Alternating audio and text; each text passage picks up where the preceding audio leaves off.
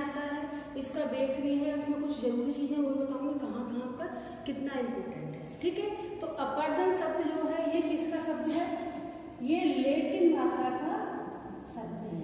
Latin का मतलब अगर ना पता हो तो दक्षिणी अमेरिकन भाषा के हिसाब से है। दक्षिण अमेरिका को लैटिन बोलते हैं। ठीक है, तो ये लैटिन भाषा का शब्द है और अपर्दन का मतलब होता है इरोजर, ERODEER।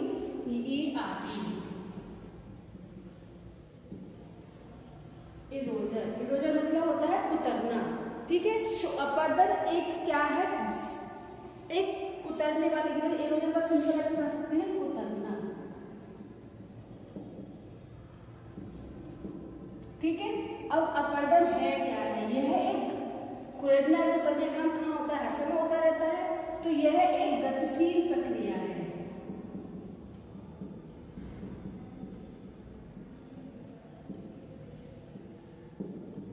ठीक है, ये गतिशील प्रक्रिया क्यों है? क्योंकि ये हर समय चलती ही रहती है। इसका एक टॉपिक और आएगा, मैं तब द्वारा आपसे कराऊंगी अनाज छादन के हिसाब से।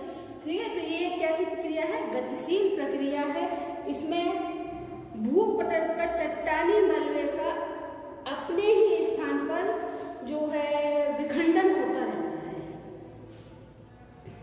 ठीक है, फिर इसका काम क्या है? अपर्दन का काटना, अपर्दन अपने से अलग करना। ठीक है, तो अपने साथ जो भूपटल चट्टानी मलबा है उसको अपने साथ अलग करती है और परिवहन करके ले जाती है। यह क्रिया कहलाती है अपर्दन। गतिशील प्रक्रिया है और यह इसको हम कहें चट्टानों को तोड़कर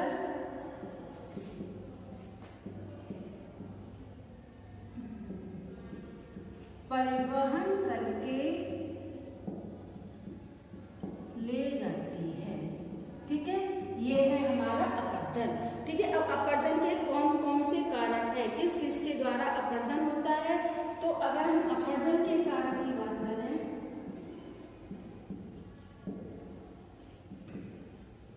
तो जो अपर्दन होता है वो हर एक चीज से होता है। जैसे कि बहता हुआ जल, ये सबने देखा होगा बहते हुए जल से। अगर किसी कच्चे क्षेत्र में, मिट्टी वाले क्षेत्र में अगर जल भी बहता है तो वो वहां पर भी अपना स्थान बना लेता है। क्यों? क्योंकि वो मिट्टी के कटाव करता रहता है और आगे इसको हम सिंपल कह सकते हैं नदी, और अन्य शब्दों को जोड़ सकते हैं क्योंकि बाढ़ आती है तो नदी नहीं होती है। ठीक है, तो इसमें इसीलिए इसके लिए हमने सिर्फ बहता हुआ जल इस्तेमाल किया है। दूसरा आता है हमारा हिमानी, तीसरा आता है पवन। ठीक है, और इसके अतिरिक्त जो आता है भूमिगत जल और परहिमानी।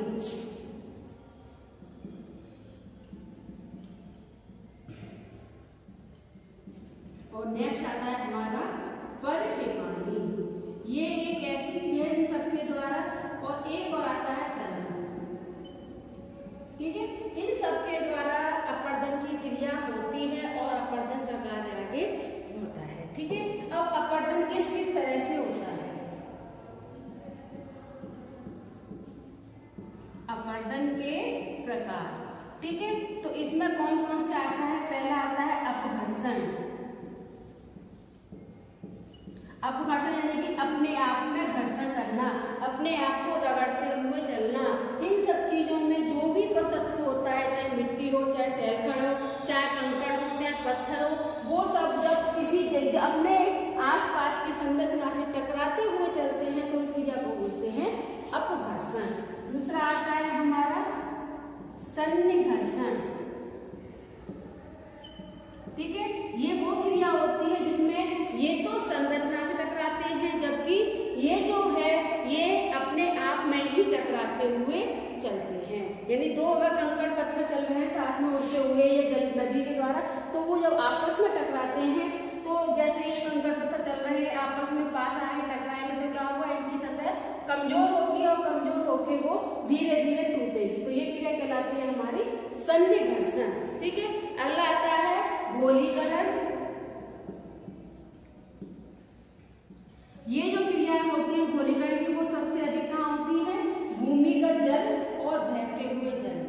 ठीक है, क्योंकि ये जो है लिक्विड अवस्था में होते हैं इसलिए उनका कार्य घोलीकरण की क्रिया शुरू हो जाती है। अगला है हमारा जल गति क्रिया। जल गति क्रिया में जल का काम क्या होता है? उखाड़ना और अपने साथ बहाकर ले जाना। ठीक है, और नेक्स्ट आता है हमारा अपवाहन। ये हर एक संरचना का मिला हुआ रूप है, इसीलिए इसको हम कंबाइन बता रहे हैं। ये अपघर्षण सन्निघर्षण हर एक में होती है, गोलीकरण केवल जलीय क्षेत्र में होती है। ठीक है, जल गति क्रिया जल में होती है, अपवाहन वायु से होती है, क्योंकि बहती हुई चीज जब टकराती है तो वो भी अपरदन की क्रिया करती है। ठीक है, अब बात आती है कि अपरदन शब्द आया कहाँ से, किस क्रम में आया, किसने सबसे पहले इस्तेमाल किया, ये हर कंपटीशन में आते हैं क्वेश्चन। ठीक है, तो सबसे पहले आती है कि अपरदन की संकल्पना आई कहाँ से। तो जो अपरदन की संकल्पना है वो सबसे पहले इस जेम्स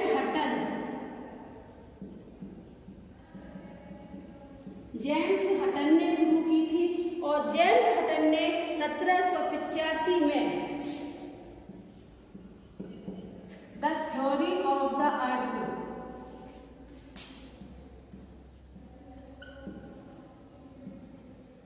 ये याद करना, क्योंकि ये नेट में बहुत बार आ चुका है। ये बुक किसकी है, किस बुक में किया गया है, ये सब चीजें नेट में बहुत बार आ चुकी है। ठीक है, तो जेम्स हटन ने the theory of the earth में अपनी इस चक्रीय परिकल्पना के बारे में बताया था, या चक्रीय प्रकृति के बारे में बताया था। ठीक है, चक्रीय प्रकृति जब बताया था तो उन्होंने एक शब्द इस्तेमाल किया था इस बुक में, एक रूपतावाद। अब तुम्हारे इसमें क्वेश्चन कितने बनने वो भी बताऊंगी मैं। तो ये क्या हो गया, एक रूपतावाद का सब क्या था, और कहा था ना तो आदि का पता है और ना अंत का कोई भविष्य है। ना आदि का पता है और ना अंत का कोई भविष्य है।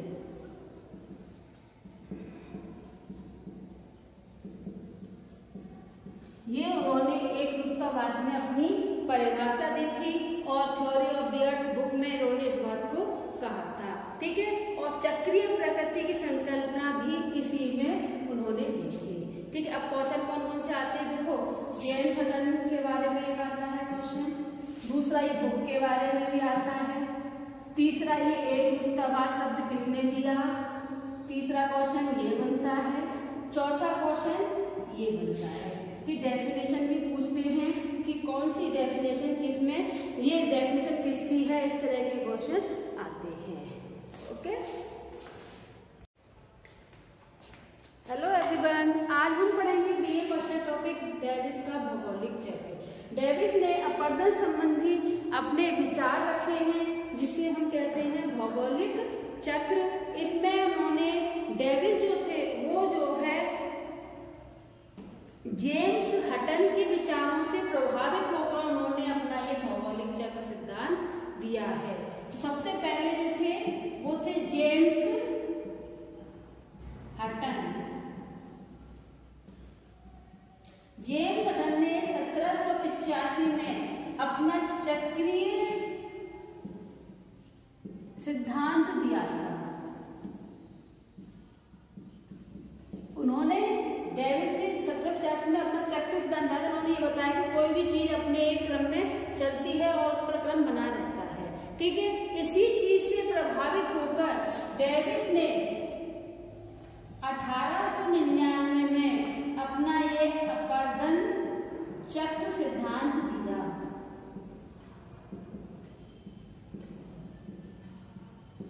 अपरदन चक्र सिद्धांत दिया, और उन्होंने अपने सिद्धांत को बताते समय एक भौगोलिक चक्र शब्द को इस्तेमाल किया, डेविस का भौगोलिक चक्र। तो उन्होंने अपना सिद्धांत किस हिसाब से दिया, भौगोलिक चक्र के आधार पर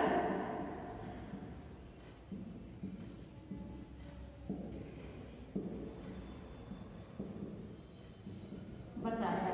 ठीक है, अब भौगोलिक चक्र के आधार पर बताया तो उन्होंने क्या कहा कि किस तरह से अपरदन की क्रियाएं होती हैं ये जो है जेम्स हटन से प्रभावित होकर उन्होंने अपना ये सिद्धांत दिया था और उन्होंने इस सिद्धांत में अपना एक त्रिकुट शब्द का इस्तेमाल किया था कि भौगोलिक चक्र त्रिकुट से प्रभावित है, त्रिकुट से प्रभावित है। ठीक है, अब उन्होंने अपना सिद्धांत त्रिकुट के आधार पर दिया। त्रिकुट है क्या? त्रिकुट है 3 शब्दों से मिलकर, सिंपल त्रिकुट किससे मिलकर बना है? 3 शब्दों से। इसका अर्थ है कि त्रिकुट जो है 3 शब्दों से मिला है। उन्होंने 3 शब्द जो बोले थे उसमें बोला था संरचना, दूसरा बोला था प्रक्रम और तीसरी बोला था अवस्था। इस आधार पर उन्होंने अपना जो अपर्दन चक्र का सिद्धांत है वो दिया है। इसमें सबसे पहले संरचना के मैं बारे में बात कर रही हूँ कि संरचना से क्या अभिप्राय है। उन्होंने संरचना में किस चीज को सम्मिलित किया था? जब अगर हम संरचना की बात करें, नंबर 1 संरचना, संरचना की अगर हम बात करें तो जो उनका त्रिकुट था, यानी कि डेविस ने अपने चक्र भौगोलिक चक्र सिद्धांत दिया था। उन्होंने जो शैल की संरचना होती है, जो चट्टानों की संरचना होती है,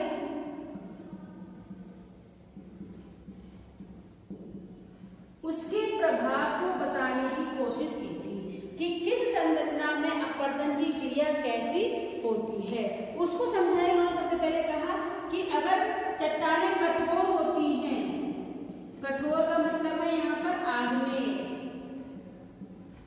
तो कठोर चट्टानों में अपर्दन कैसा होता है? धीमा। उन्होंने अपर्दन को स्वीकार जरूर किया है, उन्होंने ये नहीं कहा कि अपर्दन कार्य होता ही नहीं है। उन्होंने क्या कहा? कठोर चट्टानें होती है तो उनमें अपर्दन कार्य कैसा होता है? धीमा होता है। और जहां मुलायम चट्टानें होती हैं, यहाँ मुलायम से मतलब है अवसादी। ये मैं बिल्कुल सिंपल करके समझा रही हूँ, समझाने का तरीका है सिर्फ मेरा, नहीं यहाँ पर हमें संरचना को शब्द का ही इस्तेमाल करना है कि जैसी संरचना होती है वैसा ही अपर्दन कार्य होता है। ठीक है, तो मुलायम चट्टानें होती है तो अपर्दन कैसा होता है? तीव्र होता है। ठीक है, इस तरह से उन्होंने अपनी संरचना के बारे में बताया था और कहा था कि जैसी संरचना होगी अपर्दन कार्य की गति वैसी ही होगी, तीव्र भी हो सकती है, धीमी भी हो सकती है और सामान्य भी हो सकती है। ठीक है, दूसरा शब्द उन्होंने इस्तेमाल किया था प्रक्रम। प्रक्रम का अर्थ है क्रम। उन्होंने ये कहा कि सभी कार्य एक क्रम से होते हैं, स्टेप बाय स्टेप उनका काम होता है। प्रक्रम में उन्होंने अपर्दन, परिवहन, निक्षेपण तीनों को शामिल करते हुए बताया कि तीनों संरचनाओं के द्वारा इनका निर्माण कार्य होता है। ठीक है, तीसरा उन्होंने क्या कहा था? अवस्था। जब उन्होंने अवस्था शब्द को समझाया तो अवस्था में उन्होंने 3 अवस्थाएं बताई। पहली थी तरुणावस्था, दूसरी बताई प्रौढ़ावस्था और तीसरी बताई थी जीर्णावस्था। ठीक है, अगर मैं इसे सिंपल समझाऊं ना, इसे बोल देंगे बचपन, इसे बोलेंगे जवानी और ये है हमारा बुढ़ापा। ठीक है, इसको समझने का सबसे आसान तरीका यही है कि हम 3 स्टेजों में किस क्रम में रहते हैं, उसी क्रम में अपर्दन कार्य होता है। ठीक है, अब हम बात करें अपर्दन की, तो जो डेविस महोदय थे उन्होंने अपर्दन की दोनों कंडीशन के बारे में बताया था। उन्होंने ये नहीं कहा कि अपर्दन नदियों का ही होता है। अपर्दन की उन्होंने ये कहा था कि चाहे नदी हो चाहे पर्वत हो, अपर्दन कार्य दोनों का ही संपन्न होता है और दोनों का ही अपर्दन कार्य एक क्रम के अकॉर्डिंग होता है, जिसमें पहले उन्होंने कहा था तरुणावस्था। इसको मैं इससे समझा रही हूँ डायग्राम से। ठीक है, तरुणावस्था में उन्होंने क्या कहा था कि इस कंडीशन में नदियां क्या होती हैं, इसे मैं इरेज ही करती हूँ। तरुणावस्था जो होती है उसमें नदियां अपर्दन कार्य तीव्र गति से करती हैं। क्यों करती हैं? नंबर 1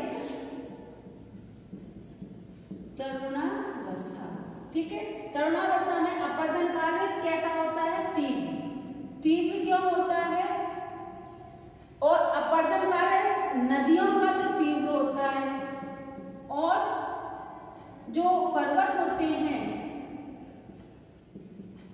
इसमें आएगा उत्थान तीव्र। किसका? पर्वत का। दोनों को समझाना, ठीक है। अब उन्होंने क्या कहा कि नदियों में अपर्दन कार्य बहुत तीव्र अवस्था होता है। क्यों होता है तीव्र? क्योंकि तरुणावस्था में नदियां पर्वतों से निकलती हैं और पर्वतों की संरचना में ही बहती हैं, ठीक है। अब जब कोई चीज पर्वतों से निकलेगी तो कैसा है, इसमें कोई जब उद्गम क्षेत्र में कैसा होता है प्रवाह, नदियों की अगर बात करें तो उद्गम क्षेत्र में प्रवाह तीव्र होता है, प्रवाह तीव्र होता है, जल की मात्रा भी अधिक होती है, ठीक है। इसको पर्वतों से ही समझाऊंगी इन चीजों को, ठीक है। मैं जल नहीं लिख रही इसलिए यहाँ पर सिर्फ लिखेंगे मात्रा अधिक रहती है। जब मात्रा अधिक होगी तो क्या होगा? अपर्दन कार्य यानी गहराई अधिक, गहराई और ऊंचाई अधिक। ये क्यों हो रहा है गहराई ऊंचाई? अब इसको समझो। नदी पर्वत से निकलती है, मैंने नदियों के कार्य समझाया था, इसमें क्या बताया था? गार्ज, पहले तो बताया था वी आकार की घाटी, वी आकार की घाटी, फिर गार्ज, कैनियन, जलप्रपात, ये बताए थे। तो इसका मतलब क्या है? ये नदियों द्वारा तरुणावस्था में बनी हुई आकृतियां हैं। इस समय पर नदियां पर्वतों से निकलती हैं और मैदानी क्षेत्र में प्रवेश करने से पहले ये आकृतियां बनाती हैं। इनका काम क्या होता है? गहरा करने का। याद हो तो वी, गार्ड और कैनियन समझाया था मैंने, ठीक है। और जलप्रपात क्या होता है? नदियां जब पर्वतों से सीधे गिरती हैं तो जलप्रपात का निर्माण करती हैं। तो इस समय पर कंडीशन क्यों बनी ऐसी? क्योंकि इस समय पर जल की मात्रा, प्रवाह तीव्र था, मात्रा अधिक थी, गहराई और ऊंचाई अधिक होने लगती है किसी चीज में अगर ऊपर से हम प्रहार करते हैं, ठीक है। उत्थान क्यों अधिक होता है? क्योंकि पर्वतों का निर्माण किससे होता है? किसी भी क्रिया से हो, चाहे भूसंनति से हो, चाहे ज्वालामुखी से हो, चाहे ब्लॉक पर्वत का निर्माण हो किसी चीज के ऊपर उठने से, धंसने से, कैसे भी हो, उसमें क्या होता है? उस समय पर इसमें मात्रा अधिक होती है। यानी सबसे पहले उत्थान बहुत तीव्र गति से होता है, फिर धीरे धीरे उत्थान की गति कम होती है। क्यों? क्योंकि मलबा भी अधिक होता है। अगर कोई हमने मिट्टी का ढेर यहाँ इकट्ठा कर रखा है, इधर से हमने कोई लकड़ी ली मजबूत सी, इधर से भी लकड़ी, तो अगर हम दोनों तरफ से प्रेशर डालेंगे तो सबसे पहले उत्थान तीव्र होगा, फिर धीरे धीरे इसकी उत्थान की गति कम हो जाती है। क्यों? क्योंकि ये मलबा हमारा धीरे धीरे कम होता जाता है। वही चीज यहाँ पर्वतों पर लागू होती है। तो इस समय पर जो बच्चे की कंडीशन होती है वो यहाँ पाई जाती है। जोश भरा हुआ, ताकत भरी हुई और प्रवाह, हर चीज में एक उत्साह रहता है। निर्माण कार्य तीव्र और उत्थान कार्य भी तीव्र होते हैं, ठीक है। दूसरी हम बात करते हैं प्रौढ़ावस्था की। जैसे मैंने कहा कि इस चीज को समझने के लिए अपने अवस्थाओं से गुजरना, अपनी जो कंडीशन पाई जाती है वो देख सकते हैं। तो अगर हम प्रौढ़ावस्था की बात करें तो प्रौढ़ावस्था में जो है हमारे पास एनर्जी इतनी नहीं होती जितनी कि तरुणावस्था में होती है। तो अगर नदी में बात करें तो नदी में जल की मात्रा कुछ कम हो जाती है। अब कम होने का कारण क्या है? ढाल कैसे हो जाते हैं? सामान्य, ठीक है। अपर्दन कहाँ होता है? तटों पर। अब इस चीज को समझ लो। जब नदियां पहाड़ी क्षेत्र से मैदानी क्षेत्र में प्रवेश करती हैं तो उस समय पर नदियों का प्रवाह कैसा हो जाता है? यहाँ ढाल में था इसीलिए धार के रूप में था। यहाँ पर मैदानी क्षेत्र में आकर नदियां फैलने लगती हैं और अपने जो पाठ हैं उनको चौड़ा करती हैं और यहाँ पर क्या होता है? अपर्दन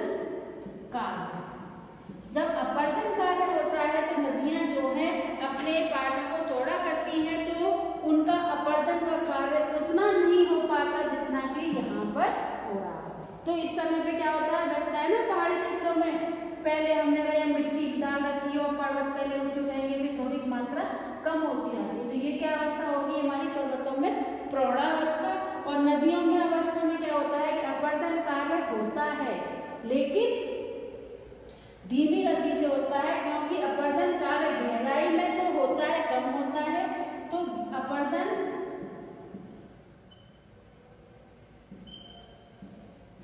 गहराई में कम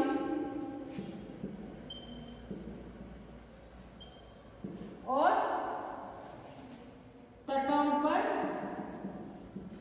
अधिक। ठीक है, यहाँ पर्वतों में कंडीशन क्या करती है कि पर्वतों पर उत्थान की गति तो धीमी हो जाती है, पर्वतों पर उत्थान धीमा और अपर्दन भी आगे। यहाँ पर अपर्दन हो ही रहा है, तो क्या हो रहा है? उत्थान। इसीलिए ऊंचाई बढ़ रही है। यहाँ पर उत्थान के साथ में अपर्दन कार्य भी हो रहा है, इस कारण से ऊंचाई सामान्य हो जाती है। और तीसरी अवस्था बताई जाती है जीर्णावस्था। इसमें क्या होता है? उत्थान बंद या समाप्त और अपर्दन तीव्र। ठीक है, अपर्दन तीव्र होता है, जबकि उत्थान कैसा हो जाता है? समाप्त हो जाता है, जिस कारण से ऊंचाई हमारी धीरे धीरे कम होने लगती है। और ये ऊंचाई कम होते होते एक टोपी मात्र बनकर रह जाती है। नदियों में क्या होता है? नदियों में जल की मात्रा बहुत कम हो जाती है, और जल की मात्रा कम होने के कारण, मैं नीचे लिख देती नदियों का, जल की मात्रा कम हो जाती है। मलबा यानी वो अपने साथ जो बहाकर ला रही है मलबे को, वो कैसा हो जाता है? अधिक हो जाता है। और मलबा को जमा करने लगती है तो शंकुओं का निर्माण करती हैं। और जो शंकु हैं वही यहाँ पर मोनाडनाक है, क्योंकि यहाँ पर अपर्दन से जो चोटियां बची टोपी की उनको भी मोनाडनाक करती हैं। और नदियों द्वारा लाए गए जो मलबे से शंकु के रूप में इकट्ठे जाते हैं उनको बोलते हैं मोनाडनाक। ठीक है, साथ में क्या बनता है? संप्राय मृदा। क्लियर है? ये है इनकी डेविस के अपर्दन चक्र की भौगोलिक अवस्थाएं। अब इसके बारे में हम बात करेंगे, इनके जो आलोचनाएं हुई हैं उनके बारे में बात करेंगे नेक्स्ट वीडियो में।